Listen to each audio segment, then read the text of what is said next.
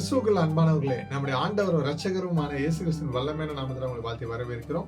இன்றைய வேத தியான பகுதிக்கு வாசிக்க தெரிந்து கொள்ளப்பட்ட வேத வசனம் ஆதியாகமம் 49ஆம் அதிகாரம் 10ஆம் வசனம்.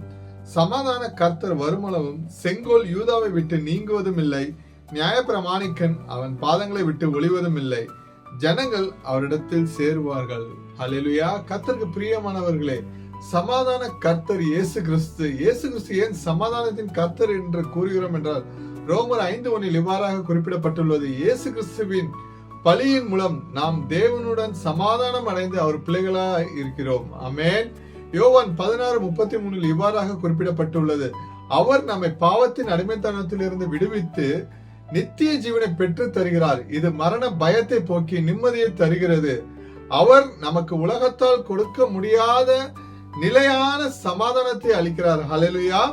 1 தெசலோனிக்கர் 3:16 இவ்வாறாக குறிப்பிடப்பட்டுள்ளது: அவர் மனிதர்களுடைய நல்லுறவுகளை மீட்டெடுக்கிறார், நாம் மற்றவர்களுடன் சமாதானமாக வாழ உதவுகிறார். ஆமென்.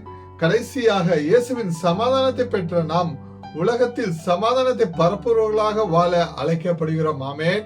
நம்ம அழைத்த தேவன் உண்மை உள்ளவர். இந்த காலை வேளையில் எங்களோடு வேத தியானத்தை தியானிக்கும் உங்கள் அனைவரையும் இயேசு கிறிஸ்துவின் நாமத்தினால் ஆசீர்வதிக்கிறோம். நம்முடைய கர்த்தராகிய இயேசு கிறிஸ்துவின் கிருபை உங்கள் அனைவரோடும் கூட இருப்பதாக. ஆமென்.